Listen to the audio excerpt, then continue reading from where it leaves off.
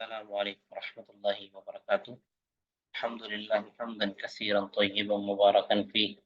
اللهم صل وسلم على نبينا محمد وعلى آله وصحبه وسلم تسليما كثيرا.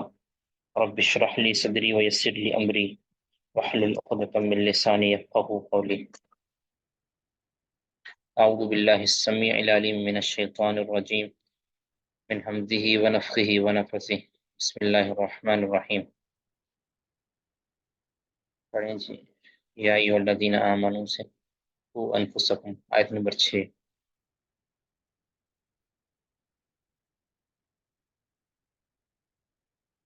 برا کلیم صاحب. جی جی اعوذ باللہ من الشیطان الرجیم بسم اللہ الرحمن الرحیم یا ایھا الذین آمنو، اے لوگو جو ایمان لائے ہو، قوا انفسکم، بچاؤ اپنے آپ کو، واہلیکم اور اپنے گھر والوں کو، نارن آگ سے، وقودھا الناس والحجارہ، ایندھن ہے اس کا لوگ اور پتھر، علیہا ملائکۃ، اس پر فرشتے ہیں، غلاظ شداد، سخت دل زوراور، لا یعصون اللہ، نہیں وہ نافرمانی کرتے اللہ کی، ما امرہم، جس نے حکم دیا ان کو، وَيَفْعَلُونَ، وہ کرتے ہیں، ما یؤمرون، جو وہ حکم دیے جاتے ہیں۔ اللہ تعالیٰ نے اپنی اصلاح اور اپنے اہل و عیال کی اصلاح کی ذمہ داری دی ہے کہ جس طرح تمہارے اوپر اپنے آپ کو جہنم سے بچانا ضروری ہے، اسی طرح اپنی اہل و عیال کو بھی جہنم سے بچانا ضروری ہے. پھر حدیث کے اندر آتا ہے نا کہ کلکم رائن و کلکم مسئول عن رعیتہ، تم میں سے ہر ایک ذمہ دار ہے اور اس سے اپنی ذمہ داری اپنے یعنی زیر کفالت زیر دست لوگوں کے بابت بھی پوچھا جائے گا. ٹھیک ہے. حدیث کے اندر تفصیل ہے بخاری مسلم کے اندر. تو خو انفسکم، اپنے آپ کو بچا لو جہنم سے. اور اس کی مختلف جگہ پہ رسول اللہ صلی اللہ علیہ وسلم اتقوا النار ولو بشق تمرہ، یعنی تم جہنم سے آگ سے بچ جاؤ خواہ ایک کھجور کا ٹکڑا ہی صدقہ کر کے کیوں نہ بچ سکو. یعنی مختلف انداز میں اللہ تعالیٰ نے جہنم سے بچنے کا کہا ہے. جو اعمال، سب سے پہلے تو عمل شرک ہے جو جہنم کی طرف لے جاتا ہے، اس سے توبہ کرنی ہے اور توحید کو اپنانا ہے، عقیدہ توحید، عقیدہ سالم، عقیدہ اہل سنہ، یہ جہنم سے بچنے کے لیے ضروری ہے. اس کے بعد بدعات ہیں، ان سے کنارہ کرنا ہے، سنت کا راہی بننا ہے. اس کے علاوہ بھی کچھ اعمال اللہ تعالیٰ نے مشروع کیے ہیں کہ جو انسان کو جہنم سے بچا سکتے ہیں. ان سارے اعمال کو خود بھی اپنے زندگی کے اندر لے کر آنا اور اپنے گھر والوں کو بھی دینا ہے. ٹھیک ہے. وَأْمُرْ أَهْلَكَ بِالصَّلَاةِ، کہ اپنے اہل کو نماز کا حکم دے. اس کے علاوہ بھی اور جگہ پہ مُرُوا أَوْلَادَكُمْ بِالصَّلَاةِ، اپنے اولاد کو نماز کا حکم دو. ٹھیک ہے. اس کے علاوہ اور بھی یعنی ہر ایک شخص نے اپنے بیوی بچوں کے حوالے سے ذمہ داری دینی ہے اور اس کے متعلق حساب دینا ہے. ٹھیک ہے. اور پھر جہنم، اس جہنم کی آگے کچھ صفت بیان کی گئی ہے کہ اس جہنم اتنی کڑی جہنم ہے، اتنی آگ سخت ہے کہ اس پر پھر اللہ تعالیٰ نے جو ذمہ دار، یعنی پہلے تو وہ آگ خود ایندھن ہوگی، وقودها الناس والحجارہ، اس آگ کا ایندھن لوگ اور پتھر ہوں گے. یعنی لوگ اس میں جلیں گے، جس طرح ایندھن آگ کے اندر ایندھن ڈالا جائے تو وہ اور بھڑکتی ہے نا، جتنے زیادہ لوگ اس میں ہوں گے اتنے زیادہ وہ بھڑکے گی. یہ وہ لوگ ہوں گے کہ جو جہنم جن پر ثابت ہو چکی ہوگی، جہنم ان کے اوپر واجب ہو چکی ہوگی. اور وہ پتھر، اس بارے میں کہا جاتا ہے کہ یہ وہ پتھر ہیں کہ جو لوگ تراش تراش کے بت بنایا کرتے تھے. ہر حال حسب و جہنم، وہ آتا ہے نا حسب و جہنم، کہ جہنم کا وہ ایندھن ہوں گے وہ چیزیں ساری. وہ پتھر آگ کو مزید بھڑکانے کا باعث بنے گا. اب اس آگ کے اوپر ذمہ داری بھی اللہ تعالیٰ نے ان کی لگائی ہوگی، ان فرشتوں کی، کہ جو بڑے سخت مزاج ہوں گے. یعنی ان کے دل میں کوئی نرمی، جس طرح آپ دیکھیں نا یہ جیلوں کے اندر جو جیلر ہوتا ہے یا جو شرطا ہوتا ہے، یا آپ کیا کہتے ہیں جو جلاد ہوتا ہے، بڑا سخت مزاج ہے، اس کے دل میں کوئی نرمی اور رحم نہیں آتا. اگر چیختا ہے چلاتا ہے اس کو کوئی فرق نہیں پڑتا. ویسے تو قریب کھڑے بندے کے دل میں رحم آ جاتا ہے، ترس آ جاتا ہے، ان کے دل میں ترس نہیں ہوتا. یہ جتنے بھی جلاد ہوتے ہیں، ظالم ہوتے ہیں، لیکن فرشتے، ان کی اللہ تعالیٰ نے مزاج ہی ایسا رکھا ہوگا کہ ان کے دل میں کوئی رحم، کوئی، وہ ان کو اور زور سے ماریں گے، اور زور سے ماریں گے، اور سخت سزا دیں گے. آگے شداد، ان بڑے قوی ہوں گے اور زور والے ہوں گے، ان کے اندر کوئی کمزوری یا کوئی لاغر پان نہیں ہوگا، اور اللہ کے حکم کی بالکل بھی مخالفت نہیں کریں گے. یہ فرشتوں کی مزاج کے اندر اللہ تعالیٰ نے رکھا ہے کہ ان کے دل کے اندر اللہ نے مخالفت کا عنصر رکھا ہی نہیں ہے. یہ ان کی فطرت ہی ایسی اللہ نے بنائی ہے، جو کرتے ہیں اللہ نے ان کو وہی حکم دیا ہوتا ہے، جو اللہ نے ان کو حکم دیا ہوتا ہے اس کی وہ مخالفت کر ہی نہیں سکتے. جی. یا ایھا الذین کفروا، اے لوگوں جنہوں نے کفر کیا ہے، لا تعتذروا، نہ تم معذرت کرو، الیوم، آج کے دن. انما تجزون ما کنتم تعملون، بے شک تم جزا دیے جا رہے ہو جو تھے تم عمل کرتے. یعنی آج تم اپنے کفر اور اپنے شرک کے عذر بیان نہ کرو، ٹھیک ہے. عذر بیان کرنا، بہانے لگانا کہ یہ آج تمہارے بہانے نہیں چلیں گے. تمہیں اب پورا پورا اس کا بدلہ دیا جائے گا جو تم عمل کرتے رہے ہو دنیا میں. جو اللہ نے ایک پیریڈ دیا تھا تمہیں، اس کے مطابق تمہیں جزا دے دی جائے گی. جی. یا ایھا الذین آمنوا توبوا الی اللہ، اے لوگ جو ایمان لائے ہو توبہ کرو اللہ کی طرف، توبۃ نصوحا، خالص توبہ. عسیٰ ربکم، امید ہے کہ تمہارا رب، ان یکفر عنکم، کہ دور کر دے گا تم سے سیئاتکم، تمہاری برائیاں، ویدخلکم، اور داخل کرے گا تم کو جنات تجری، باغوں میں جو بہتی ہیں، من تحت الانہار، ان کے نیچے نہریں. یوم لا یخزی اللہ، جس دن نہ رسوا کرے گا اللہ النبی، نبی صلی اللہ علیہ وسلم کو، والذین آمنوا معہ، اور ان لوگوں کو جو ایمان لائے اس کے ساتھ. نورہم، ان کا نور، یسعی، دوڑ رہا ہوگا، بین ایدیہم، درمیان ان کے ہاتھوں کی، و بایمانہم، اور ان کے دائیں طرف. یقولون، وہ کہہ رہے ہوں گے، ربنا، اے ہمارے، اتمم لنا، تمام کر دے ہمارے لیے، نورنا، ہمارے نور کو، وغفر لنا، اور بخش دے ہم کو، انک علی کل شیء قدیر، بے شک تو ہر چیز پر قدرت رکھنے والا ہے. یعنی اب یہاں اللہ تعالیٰ نے مومنوں کو توبہ کی طرف ترغیب دلائی ہے. نصوحا، توبۃ نصوحا کیا ہے؟ یعنی پکی سچی خالص توبہ. اس کی کچھ شرائط ہیں. نمبر ایک کہ انسان اپنے کیے پر شرمندہ اور نادم ہو سچے دل سے، ٹھیک ہے. جو میں نے کرتوت کیے ہیں اس پر اس سے واقعتاً شرمندگی ہو، ندامت ہو، وہ شرم کے مارے سر اس کا جھک جائے. نمبر دو کہ اسے اپنی کمزوری کا احساس ہو کہ واقعتاً میں کمزور اور عاجز ہوں، اور اس کے اندر میں بالکل مبنی بر خطا ہوں، ٹھیک ہے. ایک ندامت، شرمندگی. دوسرا اپنے آپ کو، اپنی کمزوری اور لاچاری کا احساس. تیسرا پھر ہوتا ہے کہ آئندہ اس گناہ کی طرف نہ لپکنے کا عزم مصمم، کبھی دوبارہ یہ کام نہیں کروں گا، ٹھیک ہے.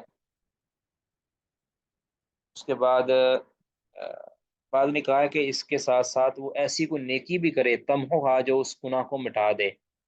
ایسی نیکی کرے جو قرآن پاک میں بھی آیا ہے کہ کچھ ایسی نیکیاں، مجھے وہ آیت یاد نہیں ہے، وہ ایسی صدقہ نیکی. خیرات، جی. صدقہ خیرات، صدقہ جی، خیرات. صدقہ خیرات بھی، بالکل صدقہ خیرات بھی. اسی طرح ان دو نفل الحسنات بندہ پڑھ لے. يذهبن السيئات. جی. ان الحسنات يذهبن ہاں السيئات. جی بالکل. اس سے پہلے کیا آیت ہے؟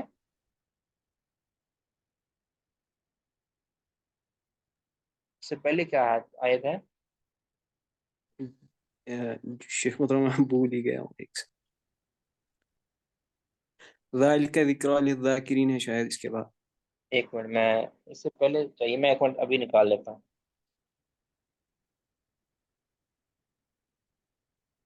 سورہ ہود کی آیت ہے شیخ صاحب. جی ابھی نکل آتی ہے انشاءاللہ.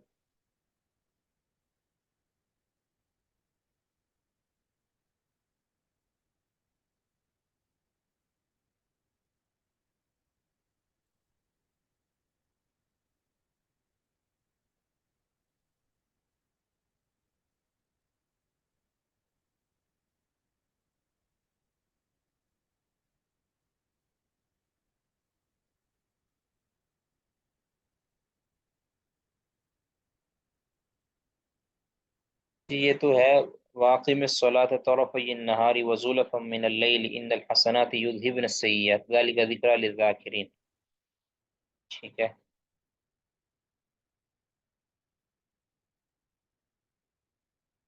یعنی دن کے دونوں اطراف میں نماز قائم کرو اور رات کے ایک گھڑی کے اندر بھی نماز قائم کرو، کیونکہ نیکیاں یہ برائیوں کو مٹا دیتی ہیں. تو توبہ نصوح کے اندر یہ چیز بھی ہے کہ انسان کوئی ایسی نیکی کرے، کوئی صدقے کی صورت کے اندر، کوئی نماز 2 رکعتوں کی صورت کے اندر، کوئی وضو کی صورت کے اندر، کوئی استغفار کی صورت کے اندر. ٹھیک ہے. تو یہ بھی توبہ نصوحہ کے اندر شامل ہے. تو اس کو ایسے جو توبہ کر لیتا ہے نا، پھر اللہ تعالیٰ پھر یہ نہیں دیکھتا کہ اس کا گناہ کتنا بڑا ہے. جب انسان نے ندامت، شرمندگی، آئندہ نہ کرنے کا عزم مصمم اور کوئی ایسی نیکی کر دی ہے کہ اس کے گناہوں کو جو کفارہ بن جائے، تو پھر اس کے بعد اللہ عسیٰ ربکم ان یکفر عنکم، پھر یقینی طور پر اللہ تعالیٰ ان کے گناہوں کو معاف کر دے گا اور ان کو جنات، باغات میں، بہشتوں کے اندر داخل کرے گا جس کے نیچے نہریں بہہ رہی ہوں گی. یہ ساری صفتیں قرآن پاک کے اندر مختلف مقامات پر. اب یہ سارا کچھ کس دن ہوگا؟ یوم لا یخزی اللہ. اب یہ اس دن کے ہوگا کہ جس دن اللہ تعالیٰ اپنے نبی کو رسوا نہیں کرے گا، بالکل بھی رسوا نہیں کرے گا. والذین آمنوا معه، جو آپ کے ساتھ ایمان، اب ایک تو آپ کے ساتھ ایمان لانے والے صحابہ ہیں جو اول المخاطبین ہیں یا اول الداخلین ہیں اس آیت کے اندر، کہ جو نبی صلی اللہ علیہ وسلم پر ایمان لائے، آپ کے ساتھ بھی رہے اور آپ پر ایمان بھی لائے. دوسرا، آپ کے بعد میں آنے والے قیامت تک جتنے بھی مومن ہیں جو سچے دل سے ایمان لائے نبی صلی اللہ علیہ وسلم پر، آپ کے دین پر، وہ بھی اس لسٹ کے اندر شامل ہوں گے اپنے اپنے ایمان کے درجے کے اعتبار سے. اب نورہم یسعی بین ایدیہم و بایمانہم، ان کی روشنی جو قیامت کے دن ان کو نصیب ہوگی، اندھیرا ہوگا نا، اور پل صراط کے اوپر، اور اس جہنم قیامت کے دن مختلف احوال کے اندر جو ان کو اندھیرا ہوگا، اس اندھیرے کے اندر واحد روشنی جو ہوگی وہ ایمان کی اور اسلام کی روشنی ہوگی. اب جو منافقین ہوں گے ان کے تو نور کو اللہ تعالیٰ بجھا دے گا، یہ تو قرآن پاک کے اندر آیا نا، اللہ ان کے نور کو بجھا دے گا. اب مومن پھر ڈریں گے کہ بھی جب ان کے نور جو ہمارے ساتھ نمازیں پڑھتے رہے ہیں، ان کے نور کو اللہ نے بجھا دیا ہے ان کے نفاق کی وجہ سے، کہیں ہمارے نور کو بھی اللہ نہ بجھا دے. وہ وہاں بھی دعا کر رہے ہوں گے کہ ان کے نور آگے پیچھے چل رہے ہوں گے نا. ان کا منافقین کے نور تو بجھ گئے ہیں، وہ تو پل صراط کے اوپر ڈگمگا رہے ہیں اور وہ گر گئے ہیں جہنم کے اندر، کہیں ہم نہ گر جائیں. تو وہ کیا کہیں گے؟ ربنا اتمم لنا نور، اللہ ہمارے اس نور کو تمام رکھنا، مکمل رکھنا، کہیں یہ ماند نہ پڑ جائے اور ہم کہیں گم نہ ہو جائیں اور ہم رائے راستے یا اپنی منزل مقصود سے پیچھے نہ رہ جائیں، اور ہمیں معاف کر دے. انک علی کل شیء قدیر، ہر چیز پر قدرت رکھنے والا. جی.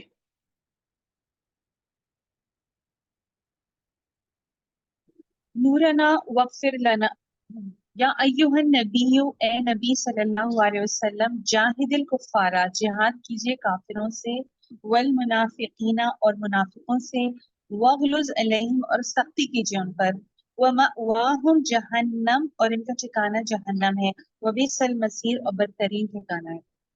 یا نبی جاہد الکفارہ. اب ایک سوال ہے آپ سے کہ منافقین سے بھی قتال کرنا ہے، جہاد کرنا ہے، اور کفار سے بھی جہاد کرنا ہے، جبکہ نبی صلی اللہ علیہ وسلم نے تو کبھی منافقین سے تو کبھی ان کے اوپر تلوار اٹھائی نہیں ہے، ان کے ساتھ جہاد کیا ہی نہیں ہے. پھر کیا مطلب ہے اس آیت کا؟ کون بتائیں گے جی؟ Raise the hand. نبی صلی اللہ علیہ وسلم نے کفار کے خلاف تو تلوار اٹھائی ہے لیکن کبھی منافقین کے خلاف تلوار نہیں اٹھائی. تو اس آیت کا کیا مطلب ہے پھر؟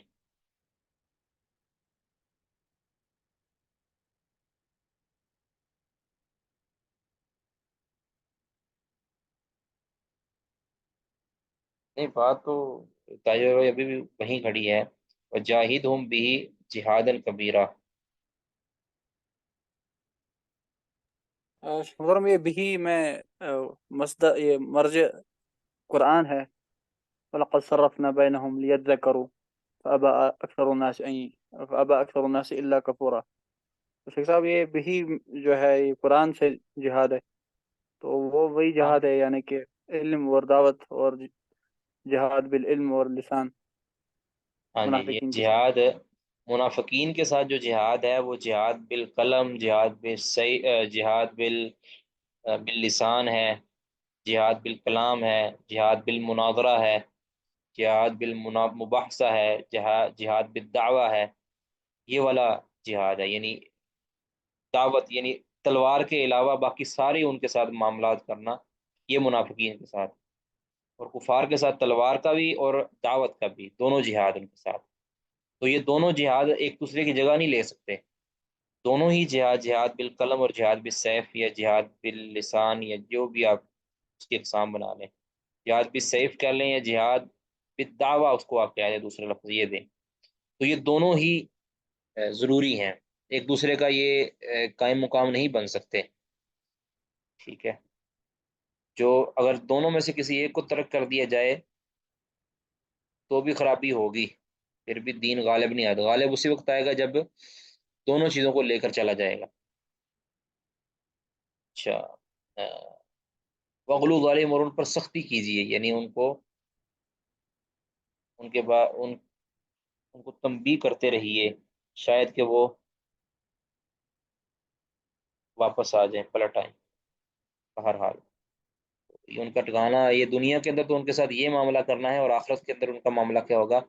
دونوں کا ٹھکانہ جہنم۔ ان المنافقین فی الدرک الاسفل من النار، ان اللہ جامع المنافقین والکافرین فی عذاب جہنم، ان اللہ جامع المنافقین والکافرین فی جہنم جمیعا۔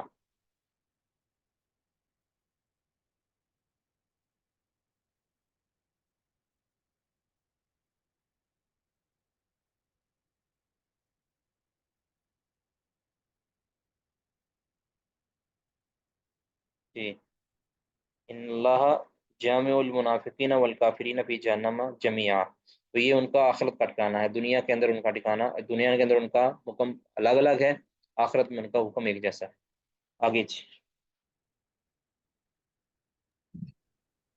ضرب اللہ مسئلہ، بیان کی اللہ نے ایک مثال، للذین کفروا، ان لوگوں کے لیے جنہوں نے کفر کیا، امرأۃ نوح، نوح کی بیوی، و امرأۃ لوط، اور لوط کی بیوی، کانتا تحت عبدین، وہ دونوں تھیں دو بندوں کے ماتحت، من عبادنا، ہمارے بندوں میں سے، صالحین جو دونوں نیک تھے، فخانتاہما، تو ان دونوں نے خیانت کی، فلم یغنیا، تو نہ وہ دونوں کام آ سکے، انما ان دونوں کو، من اللہ، اللہ سے، شیئن کچھ بھی، وقیلت خلا، اور کہہ دیا گیا دونوں داخل ہو جاؤ، النار، آگ میں، مع الداخلین، داخل ہونے والوں کے ساتھ۔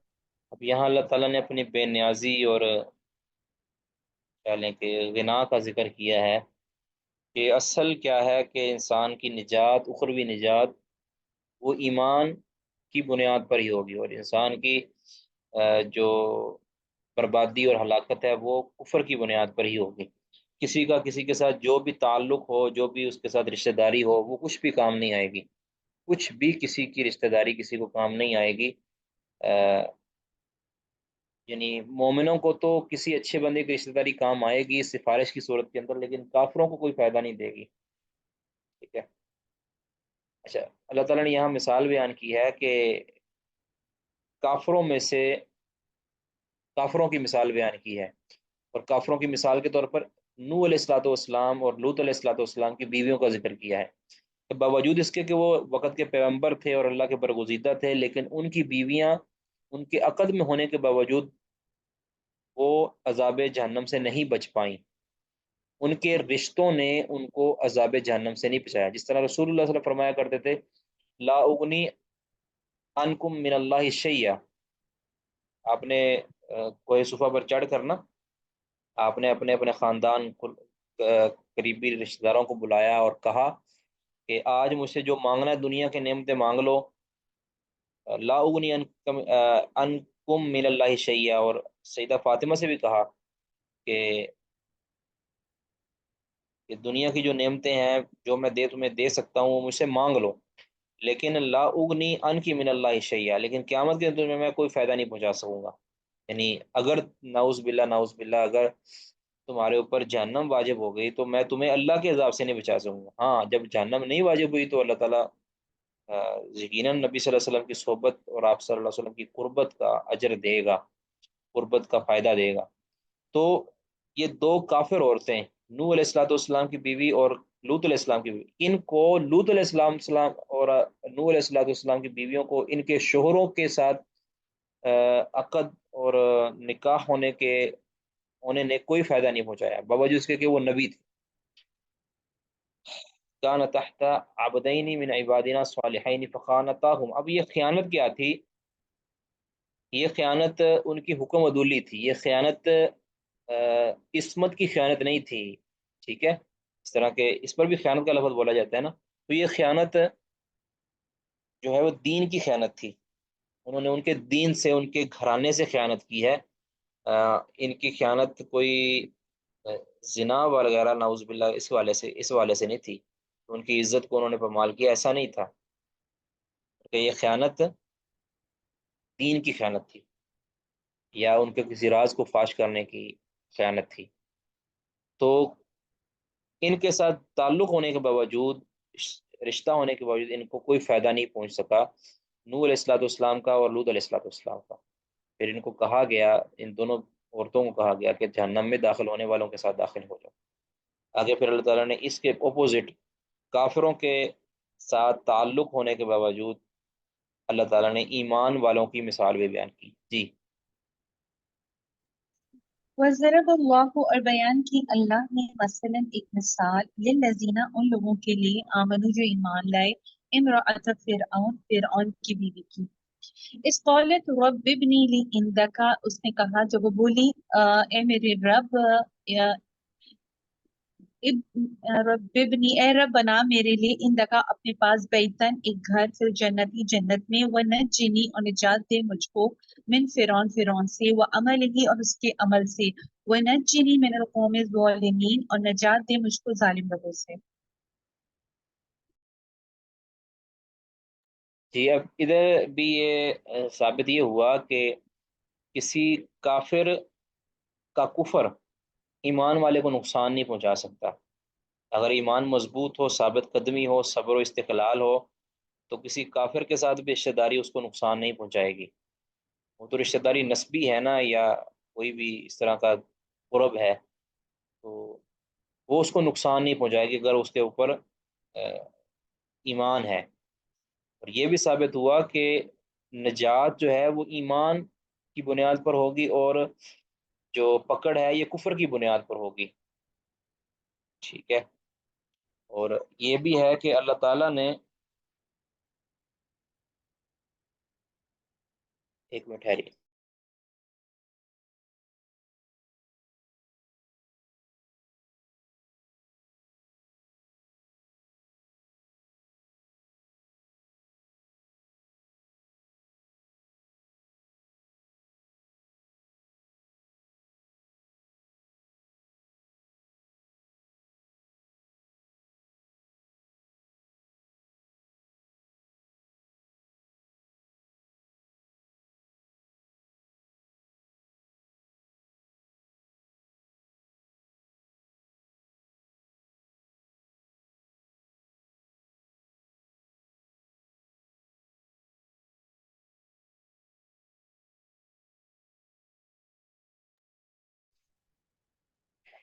بسم اللہ الرحمن الرحیم. تو ثابت یہ ہوا کہ کسی کی قربت اس کو نفع نہیں دے سکتی اگر ایمان نہ ہو تو اسی طرح اگر کوئی ایمان والا ہے تو اس کا ایمان اس کو ضرور نفع دے گا.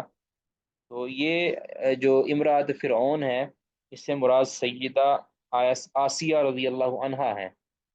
یہ سیدنا موسیٰ علیہ الصلوۃ والسلام کی صحابیاں ہیں، ان پر ایمان لے آئی تھیں. اور فرعون جو ظالم اور جابر ہونے کے باوجود اس کے ایمان کو نہیں روک سکا تھا. اللہ تعالیٰ جب کسی کو منتخب کرنا چاہے یا جس کے لیے خوش بختی کا اعلان اللہ کرنا چاہے، تو پھر فرعون جیسے متکبر اور سب سے بڑے کافر کے گھر سے بھی اللہ تعالیٰ توحید کی شمع روشن کر سکتا ہے. تو یہ فرعون کی جو بیوی تھی سیدہ آسیہ رضی اللہ عنہا، جب یہ ایمان لائیں اور انہوں نے اپنے اسلام کو ظاہر کیا تو ان کو بڑی اذیتیں دی گئیں۔ ایک روایت میں آتا ہے کہ ان کو دھوپ کے اندر باندھ دیا جاتا تھا، اللہ تعالیٰ کے آسمان سے جو فرشتے تھے وہ ان کے اوپر سایہ فگن ہو جاتے تھے، فرشتے ان پر سایہ کرتے تھے، ان کو دھوپ میں باندھتے تھے کہ شاید، اور کہا جاتا تھا کہ باز آ جاؤ ایمان چھوڑ دو، کہا بھی نہیں، ایمان تو میرے دل میں پیوست ہو چکا ہے، اب اس کو نہیں چھوڑا جا سکتا۔ تو یہ پھر اللہ تعالیٰ سے التجائیں اور دعائیں کیا کرتی تھی کہ اللہ کے میرے پاس، میرے اپنے قرب میں میرے لیے گھر بنا دے، جنت میں اپنے پاس میرے لیے گھر بنا دے، اور مجھے فرعون اور اس کے اعمال سے، یعنی ان کے شر، اس کے شر سے مجھے نجات دے دے، اور مجھے ظالم قوم سے ہونے سے بچا لے۔ تو یہ دعائیں اللہ تعالیٰ نے ان کو مستجاب کیا، اور اللہ تعالیٰ نے نبی صلی اللہ علیہ وسلم نے فرمایا تھا نا کہ کچھ عورتیں ہیں کہ جیسے کامولہ من الرجال کثیر، بہت سے لوگ مردوں میں سے تو کامل ہوئے ہیں، لیکن ولم یکمل من النساء الا آسیہ، اور لیکن عورتوں میں سے صرف آسیہ اور مریم علیہ رضی اللہ عنہما ہی وہ کامل ہوئی ہیں۔ بعض روایتوں میں سیدہ خدیجہ کا بھی ذکر ہے غالباً۔ تو بہرحال یہ ان کے توحید پر کاربند رہنے اور ثابت قدمی دکھانے کا ہی نتیجہ ہے کہ باوجود شوہر کے کافر اعظم ہونے کے انہوں نے اپنے ایمان کو نہیں چھوڑا، بلکہ ایمان پر ثابت رہیں۔ اللہ تعالیٰ نے یہ درجہ دیا کہ اپنے قرب کے اندر ان کو گھر دیا، اور ان کو کامل عورت قرار دیا ہے یقیناً۔ اور باقی یہ یاد رکھیں کہ جن روایت کے اندر یہ آتا ہے نا کہ سیدہ مریم اور یہ آسیہ کا نکاح نبی صلی اللہ علیہ وسلم کے ساتھ ہوگا، وہ تو ثابت نہیں ہے، اس کی حقیقت تو اللہ ہی جانتا ہے۔ بہرحال پڑھیے گا یہ آگے۔ ومریم ابنت عمران، اور مریم بیٹی عمران کی، التی احصنت، وہ جس نے حفاظت کی، فرجہا، اپنی شرمگاہ کی، فنفخنا فیہ من روحنا، اس میں ابو سے، وصدق، اور اس نے تصدیق کی، بے ربها، اپنے رب کی، وکتبہ، اور اس کی کتابوں کی، وکانت من الدین، اور تھی وہ فرمانبردار لوگوں میں۔ یہ سیدہ مریم، یہ واحد عورت ہیں جن کا نام قرآن پاک کے اندر آیا ہے، اور کسی عورت کا نام اللہ تعالیٰ نے قرآن پاک کے اندر اور کئی جگہ پہ آیا ہے مریم، بلکہ پوری صورت ہے مریم کے نام سے۔ تو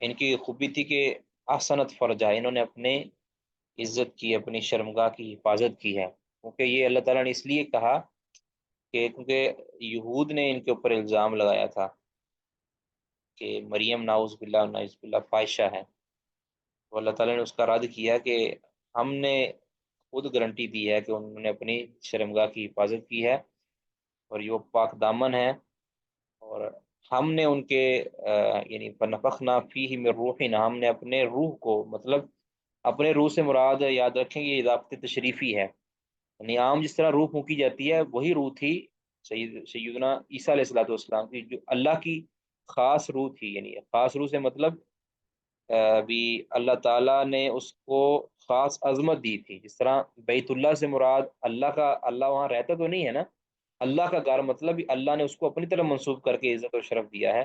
اس طرح سیدنا عیسیٰ علیہ السلام کی روح کو بھی اللہ تعالیٰ نے اپنی طرف نسبت کر کے شرف دیا ہے۔ یہ نہیں کہ نعوذ باللہ اللہ تعالیٰ کے جز میں سے وہ جز ہے، نعوذ باللہ من ذالک۔ تو یہ روح پھونکی تھی، فرشتے نے آ کے، جبریل امین نے آ کے، اور ان کے گریبان کے اندر اس کو پھونکا تھا، اور وہ ان کو حمل ہوا تھا، تو پھر اس کے بعد پراسس سے پیدا ہوئے سیدنا عیسیٰ علیہ السلام۔ تو انہوں نے اپنی عزت کی حفاظت کرتے ہوئے یہ جو بچہ جنم دیا تھا، یہ کسی خرابی کی وجہ سے نہیں تھا جس طرح کے الزام لگاتے تھے، اللہ تعالیٰ نے گارنٹی دی ہے۔ وصدقت بکلمات ربیہ، انہوں نے تصدیق کی اللہ کی کلمات کی، اس کی کتابوں کی، وکانت من القانتین، وہ کیا تھیں؟ فرما برداروں میں سے تھی۔ یہ ہمارا ایک پارہ مکمل ہوا جی۔ کسی کا کوئی سوال اس حوالے سے؟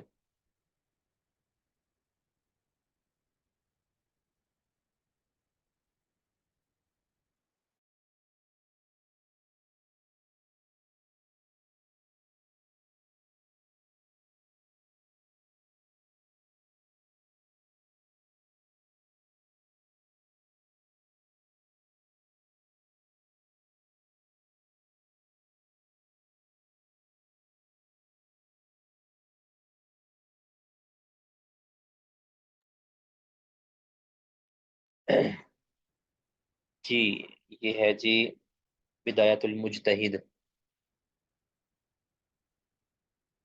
اس میں اذان کی جو مختلف کیفیات صورتیں بیان کی جا رہی تھی اذان کے کلمات کی، مختصراً میں ذکر کر دیتا ہوں۔ پہلا ہے کہ اللہ اکبر اور شہادتین 4 مرتبہ، باقی 2 مرتبہ۔ دوسرا تھا کہ مکہ والوں کی اذان کہ 4 مرتبہ تکبیر اللہ اکبر اور 4 مرتبہ شہادتین، اور باقی جو کلمات کی اذان وہ 2 مرتبہ۔ تیسرا طریقہ تھا کوفیوں کی اذان کہ پہلے اللہ اکبر 4 مرتبہ، باقی اذان ساری 2 مرتبہ، اس کو قاری اذان ہم کہتے ہیں۔ چوتھی صورت یہ تھی کہ اذان البصریین کہ تکبیر اول وہ 4 مرتبہ، اور باقی جو شہادتین حی علی الصلاۃ حی علی الفلاح وہ 3 مرتبہ۔ ٹھیک ہے۔ اب والسبب فی اختلاف کل واحد من هؤلاء الاربع فرق، ان 4 فرقوں کے میں سے ہر ایک کی اختلاف کا سبب کیا ہے، ان 4 فرقوں کے درمیان اختلاف کا سبب کیا ہے؟ وہ ہے اختلاف الآثار فی ذالک۔ ایک تو ہے اختلاف کا سبب کہ اس بارے میں جو مروی روایات ان کا مختلف ہونا، کہ وہ مختلف روایات آئی ہیں تو جس کو اختیار کیا اس نے اس کے مطابق اختیار کر لیا۔ آگے دوسرا ہے واختلاف اتصال العمل عند کل واحد منہم، کہ ان میں سے ہر ایک کے پاس جس طرح عمل پہنچا ہے، یعنی اختلاف اتصال جس طرح مسلسل عمل ان کے پاس پہنچا ہے نا، یعنی مکہ والوں نے مکہ کے اندر جس طرح رائج عمل دیکھا انہوں نے کہا کہ یہی درست ہے، مدینہ والوں نے جس مدینہ کے اندر جو چیز رائج دیکھی انہوں نے اسی کو ہی کہا، کوفہ والوں نے جو رائج دیکھی، یعنی ظاہر ہے ان کے وڈیروں نے اس طرح کیا۔ تو بعد میں جب فقہی مذاہب بنے اور فقہی مذاہب کو ماننے والوں نے اپنے اپنے علاقے کے اندر جس طرح عمل پایا انہوں نے اسی طرح اس کو اختیار کر لیا۔ تو کہتے ہیں واختلاف اتصال العمل عند کل واحد منہم، ان میں سے ہر ایک کے نزدیک عمل کا مسلسل یا متصل ہونا مختلف تھا، اس وجہ سے بھی اختلاف ان کے درمیان پیدا ہوا۔ وذالک، اور اس کی کہتے وجہ یہ ہے کہ ان المدنیین، کہ مدنی جو اہل مدینہ والے ہیں، اہل مدینہ ہیں، یحتجون لمذہبہم بالعمل المتصل بذالک فی المدینہ، وہ اپنے مذہب کے لیے حجت پکڑتے ہیں بالعمل المتصل، اس متصل عمل کے ساتھ حجت پکڑتے ہیں، بذالک جو اس اذان کے متعلق متصل ہے، فی المدینہ مدینہ میں، مدینہ میں کیا رائج رہا ہے، ہمیشہ سے کیا رائج رہا ہے، ان کے وڈیرے کیا کرتے رہے ہیں، ان کے وڈیرے کیا کرتے رہے ہیں، جو ان کا تسلسل ایک کہہ لیں تواتر عملی کہہ لیں ان کے نزدیک جو تواتر عملی تھا اس کو وہ بطور دلیل پیش کرتے ہیں۔ والمکیون کذالک، اور اسی طرح اہل مکہ وہ بھی ایزن اسی طرح وہ بھی یحتجون بالعمل المتصل عندهم بذالک، ان کے نزدیک جو اس اذان کے متعلق متصل عمل ہے، جس طرح اذان دی جاتی تھی اس سے وہ حجت پکڑتے ہیں۔ وکذالک الکوفیون والبصریون، اس طرح کوفی اور بصری بھی ایسا ہی کرتے ہیں۔ ولکل واحد منہم آثار، ان میں سے ہر ایک کے پاس آثار ہیں، احادیث ہیں، تشہد لقولہ، جو اس کے مذہب یا اس کے موقف کی تائید کرتی ہیں۔ اب کہتے ہیں اما تثنیۃ التکبیر فی اولہ، اب جو مذہب ہے نا جس میں آغاز کے اندر جو تکبیر کو 2 بار کہنا، یعنی اللہ اکبر صرف یہ کہنا، عام طور پہ تو ہم دیتے ہیں نا 4 مرتبہ اللہ اکبر اللہ اکبر اللہ اکبر اکبر اللہ اکبر، جو کہتے علی مذہب اہل الحجازی، حجازیوں کے مذہب کے مطابق، یعنی اہل مکہ کے مذہب کے مطابق یہ جو کہا جاتا ہے نا کہ تکبیر 2 بار کہنی ہے، اول کے اندر تکبیر 2 بار کہنی ہے، شروع کے اندر تکبیر 2 بار کہنی ہے، تو کہتے فرویہ، تو اس کی دلیل کہتے کیا ہے، فرویہ من طرق صحاح عن ابی محذورہ، کہتے یہ جو طریقہ ہے اذان کا یا یہ جو الفاظ ہیں اذان کے، کہتے یہ مروی ہے مختلف سندوں سے، من طرق مختلف سندوں سے، صحاح صحیح سندوں سے۔ اب یہ جو انہوں نے کہا ہے نا مختلف صحیح سندوں، تو یہ بات درست نہیں ہے، اس جو جو روایتیں اس حوالے سے آئی ہیں وہ ساری کی ساری ضعیف ہیں۔ کہتے وہ ان ابی محذورہ، ابو محذورہ سے ایک روایت آئی ہے، کہتے ہیں وہ عبداللہ بن زید الانصاری، اور عبداللہ بن زید انصاری رضی اللہ تعالیٰ سے روایت آئی ہے، کہتے یہ جو روایتیں صحیح ان کو قرار دے دی ہے، جبکہ یہ بات غلط ہے۔ اس بارے میں جو پہلے کلمات جو ہے نا اذان کے، اللہ اکبر 2 بار، صرف 2 پر اکتفا کرنے والے کے حوالے سے جو کلمات وارد ہوئے ہیں وہ ثابت نہیں۔ باقی کہتے ہیں وہ تربیعہ، اور ان کلمات کو یعنی اللہ اکبر کو 4 بار کہنا، ایضاً مروی عن ابی معذورہ، یہ بھی ابو معذورہ سے مروی ہے، من طرق اخر، دوسری سندوں سے بھی یہ بھی مروی ہے، وعن عبداللہ بن زید، اور عبداللہ بن زید انصاری سے بھی یہ مروی ہے مختلف سندوں سے۔ تو یہ تو ٹھیک ہے نا، یہ تو اس بارے میں تو صحیح حدیث موجود ہے کہ اللہ اکبر اللہ اکبر اللہ اکبر اللہ اکبر، یہ تو اس کو متواتر سندیں ہیں، متواتر آپ روایتیں کہہ سکتے ہیں اس والے سے۔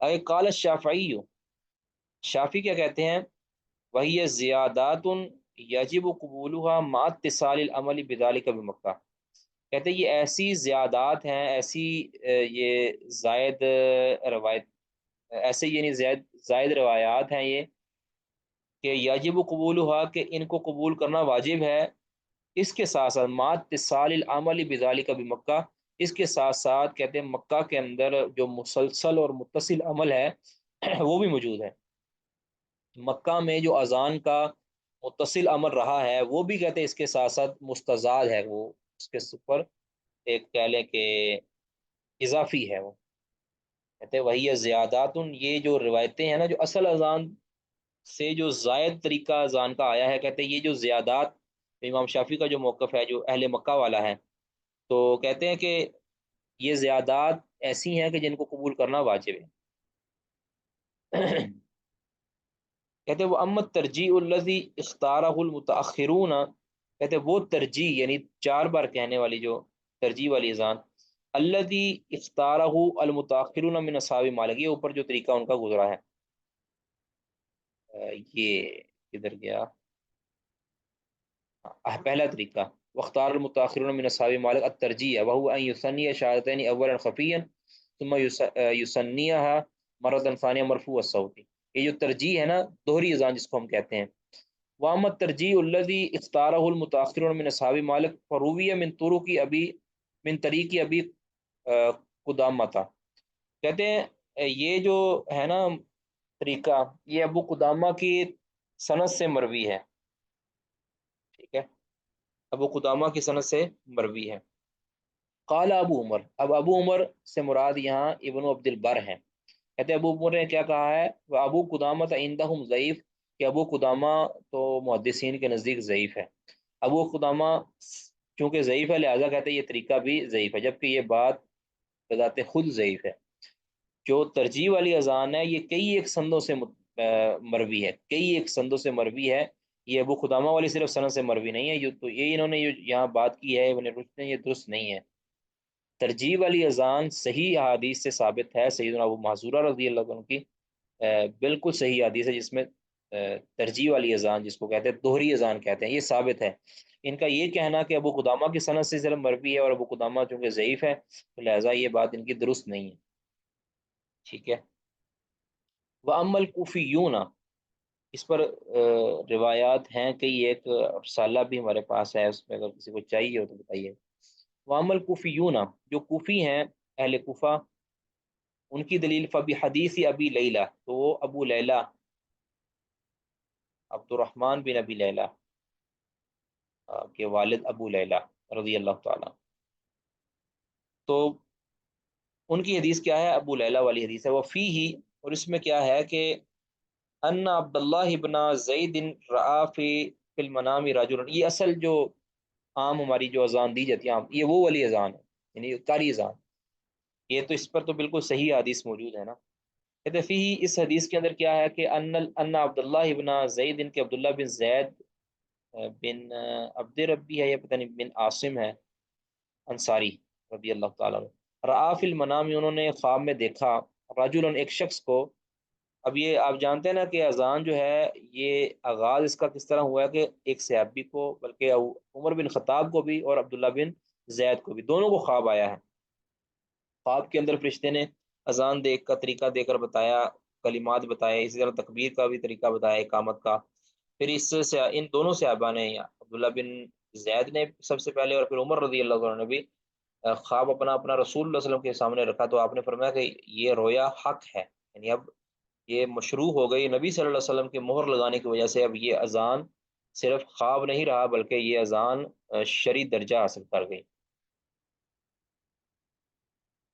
فی، اور اس میں کیا کہتے ہیں، ان عبداللہ ابن زید رآ فی المنام رجلا، انہوں نے خواب میں ایک شخص کو دیکھا، قام اعلی خرمی حائطن، وہ دیوار کے جو کہہ لیں کہ منڈیر پر کھڑے تھے، ایک شخص کو دیکھا کہ وہ دیوار کے منڈیر پر کھڑا تھا، والہ بردانی اخضرانی، ان پر دو سبز چادریں تھیں، فاذن، انہوں نے اذان دی، مسنا، دو دو مرتبہ، یعنی دو دو کلمات کے اذان کے، اللہ اکبر اللہ اکبر اللہ اکبر اللہ اکبر، دو دو مرتبہ، واقام مسنا، اور اقامت بھی دو دو کلمات کے ساتھ کہی۔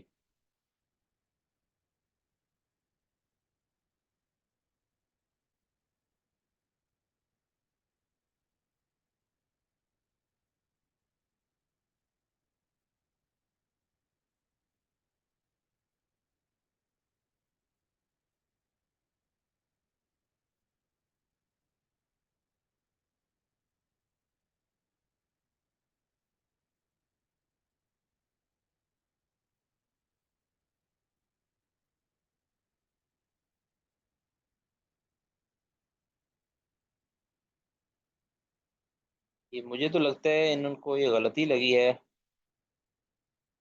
ایک منٹ،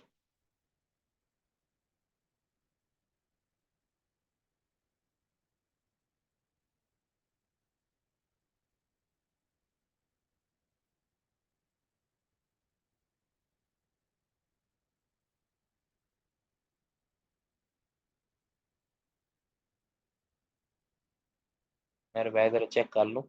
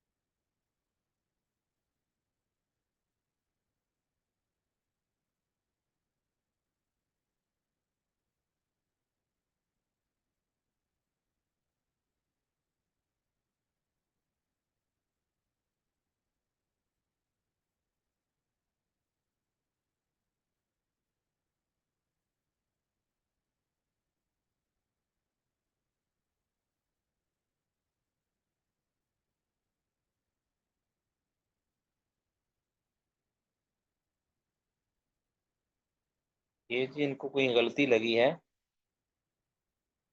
یہ ابو لیلہ نہیں ہے، یہ ابن ابی لیلہ ہے، وہوا عبد الرحمن ابن ابی لیلہ، تو اس کی یہ والی سند تو ثابت نہیں ہے، اس میں یہ آیا ہے نا کہ ان عبداللہ ابن زید رآ فی المنام والی بردانی خزان فاذن مسنا، دو کلمات کے ساتھ انہوں نے اذان دی، واقام مسنا، اور اقامت بھی دو دو کلمات کے ساتھ کہی۔ وَأَنَّهُ أَخْبَرَ بِذَلِكَ رسول اللہ صلی اللہ علیہ وسلم، انہوں نے اس بارے میں رسول اللہ صلی اللہ علیہ وسلم کو خبر دی اس خواب کی. تو فقام بلال، تو بلال کھڑے ہوئے، فأذن مثنا وأقام مثنا، تو انہوں نے اذان بھی دو دو کلمات کے ساتھ کہی اور اقامت بھی دو دو کلمات کے ساتھ. اب یہ روایت بالکل ثابت نہیں ہے، یہ تو ضعیف ہے. ٹھیک ہے. والذی خرجہ البخاری فی هذا الباب انما هو من حدیث انس. اب میں اس کی وجہ ذوف آپ کے سامنے ذکر کر دیتا ہوں ابھی کہ کیوں ضعیف ہے یہ جو روایت میں عرض کی ہے نا.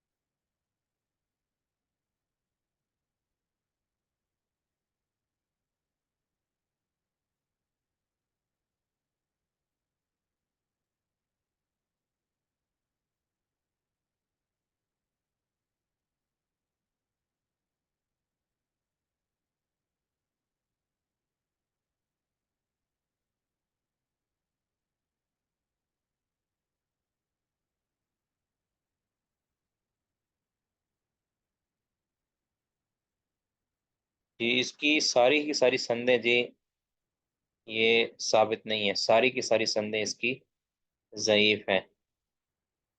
اس کی ساری سندیں جمع کی ہوئی ہیں، اس میں سے کوئی بھی سند ثابت نہیں ہے. تو یہ جو ہے کہ جس طرح حناف کا طریقہ ہے اذان ہے اور تکبیر بھی وہی ہو، اذان تو ثابت ہے الگ روایتوں سے، لیکن تکبیر بھی وہی والی جو روایت ہے کہ اذان مسنا و اقام مسنا، یہ ثابت نہیں ہے. کہتے والذی خرجہ البخاری، اور جو امام بخاری نے جو حدیث بیان کی ہے فی ھذا الباب، اس باب میں، اس مسئلہ میں، انما ہوا من حدیث انس، وہ ہے انس رضی اللہ تعالیٰ کی حدیث فقط، صرف. وہ اور اس میں کیا ہے کہ ان بلالا امیرا، بلال کو حکم دیا گیا کہ ان یشفع الاذان، کہ اذان کو دوہرا کہے، یعنی دوہرے کلمات کے ساتھ، ویوتر الاقامہ، اور اقامت کو اقہاری الفاظ کے ساتھ، الا قد قامت الصلاۃ، علاوہ قد قامت الصلاۃ کے، فإنہ یثنیہا، کیونکہ اس کو وہ دو بار کہے گا، یعنی قد قامت الصلاۃ کو دوہرا کہے گا، یعنی اقہاری اذان کے ساتھ اقہاری اقامت اور دوہری اذان کے ساتھ دوہری اقامت۔ اقہاری اذان سے مراد یہ ہے کہ کلمات کو دو بار صرف کہنا ہے، اور اقہاری اقامت سے مراد کلمات اقامت کو ایک مرتبہ کہنا ہے، اللہ اکبر، اشہد ان لا الہ الا اللہ، اشہد ان محمد رسول اللہ، حی علی الصلاح، حی علی الفلاح۔ آگے صرف قد قامت الصلاح کو دو بار کہنا ہے، پھر اللہ اکبر، لا الہ الا اللہ۔ یہ کہتے ہیں صحیح بخاری کی روایت کے اندر تو یہ ہے۔ وخرج مسلم، مسلم نے تخریج،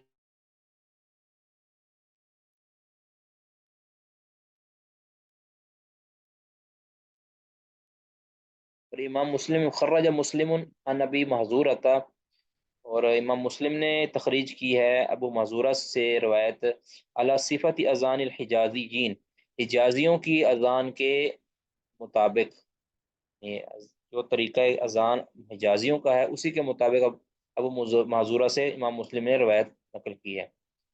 ولی مکانی حاد التعارض الذي ورد فی الاذان، کہتے ہیں اذان کے بارے میں یہ تعارض واقع ہوا ہے اس جگہ پہ، رعا مالک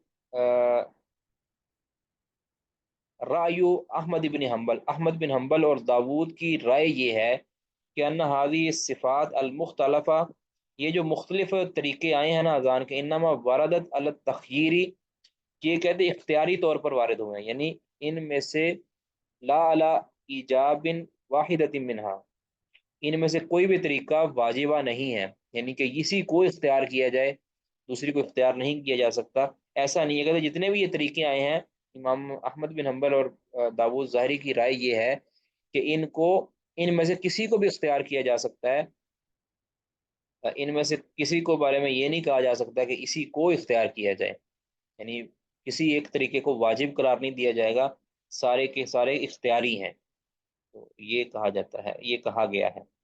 بہرحال ان میں سے بہت سے طریقے تو ثابت ہی نہیں ہیں، دو ہی طریقے اذان کے ثابت ہیں جو صحیح حدیث سے، وہ ہے کہ ایک ہے اقہاری اذان، دوسرا ہے جو ہمارے ہاں ہوتی ہے عام طور پہ، دوسری ہے دوہری اذان، کہ باقی سارا طریقہ وہی ہے، صرف جو اشہد ان لا الہ الا اللہ کو اور اشہد ان محمد رسول اللہ کو دوبارہ پھر دہرانا ہے، تو اس کو کہتے ہیں دوہری اذان۔ یہ دو طریقے ہی صحیح سند سے ثابت ہیں، باقی کوئی بھی اس بارے میں طریقہ ثابت نہیں ہے۔ کہتے ہیں امام احمد بن حنبل اور داؤد ظاہری کی رائے ہے کہ ان هذه الصفات المختلفہ، یہ جو مختلف طریقے آئے ہیں اذان کے، انما ورد علی التخییر، یہ اختیاری طور پر وارد ہوئے ہیں، لا علی ایجاب واحد منہا، ان میں سے کسی ایک کو بھی واجب نہیں کہا جا سکتا، نہیں کہا گیا۔ وان الانسان مخیر فیہا، اور انسان کو اس میں اختیار ہے، کسی بھی طریقہ کو اختیار کر سکتا ہے۔ آگے اگلی بات ہے کہ وختلفوا، ان فقہا کا اختلاف ہوا ہے، فی قول المؤذن فی صلاۃ الصبح، اذان صبح کے اندر، صبح کی نماز، اذان آنا چاہیے تھا یہاں بھی، اذان صبح ہونا چاہیے، کہ مؤذن کا صبح کی اذان کے اندر یہ کہنا الصلاۃ خیر من النوم، یہ کہنا کہ اذان نماز نیند سے بہتر ہے، یہ والے جو کلمات کہنا، اس بارے میں اختلاف ہوا ہے کہ حل یقال فیہا ام لا، کہ یہ کیا صبح کی اذان کے اندر یہ کہا جائے گا یا نہیں کہا جائے گا۔ فذهب الجمہور، جمہور کا مذہب یہ ہے کہ الی انہ یقال فیہا ذالک فیہا، کہ اس میں یہ کہا جائے گا، صبح کی اذان کے اندر الصلاۃ خیر من النوم کہا جائے گا، اس میں جمہور کا موقف یہی ہے۔ وقال آخر، کچھ لوگ یہ کہتے ہیں کہ انہ لا یقال، کہ یہ نہیں کہا جائے گا، انہ لیس من الاذان المسنون، کیونکہ کہتے ہیں یہ مسنون اذان کے اندر یہ کلمات شامل نہیں، لیکن یہ بات بھی درست نہیں ہے، یہ بات بھی درست نہیں۔ وبہ قال شافعی، کہتے ہیں شافعی کا یہی مذہب ہے، اب واللہ عالم ہم شافعی کا مذہب یہ کہاں ہے۔ وسبب اختلافہم، اور ان کا اختلاف اس بارے میں، کہتے ہیں اختلافہم، اس کے اختلاف کا سبب کیا ہے، اختلافہم، ان کا یہ اختلاف ہے کہ حل قیل ذالک فی زمان النبی، کہ یہ کلمات اذان کے اندر نبی صلی اللہ علیہ وسلم کے زمانے میں کہے گئے ہیں، او انما قیل فی زمان عمر، یا یہ کلمات عمر رضی اللہ عنہ کے زمانے میں کہے کہے گئے ہیں؟ اصل میں ایک روایت آتی ہے جس بنیاد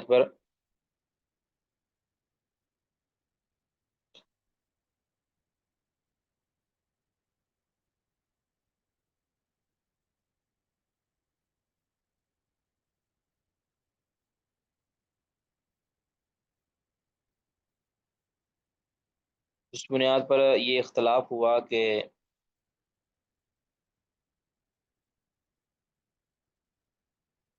یہ کلمات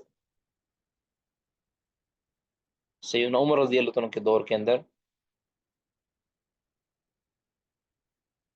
اچھا،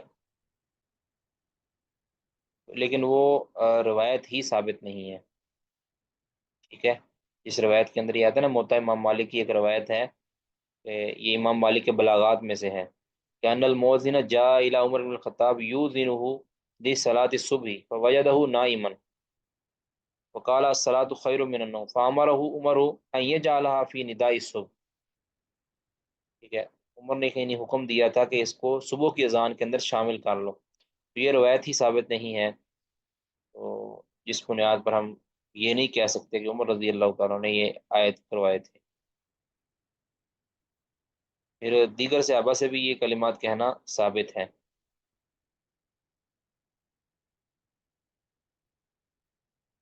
اور رسول اللہ صلی اللہ علیہ وسلم سے بھی کے بارے میں یہ روایت آتی ہے کہ السنہ، سنت یہ ہے کہ مؤذن جو ہے نا صبح کی اذان کے اندر کہ الصلاۃ خیر من النوم، ٹھیک ہے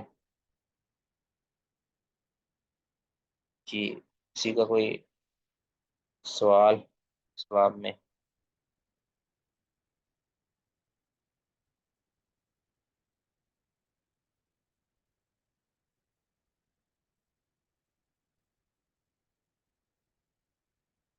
کوئی سوال نہیں دی؟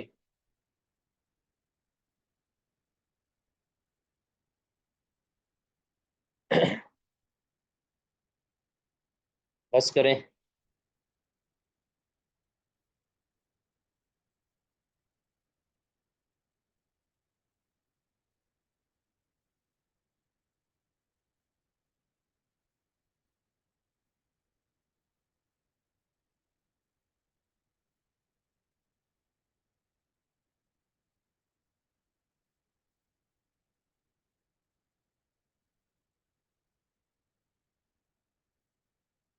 ٹھیک ہے، پھر سبحانک اللہم وبحمدک اشہد ان لا الہ الا انت استغفرک واتوب الیک۔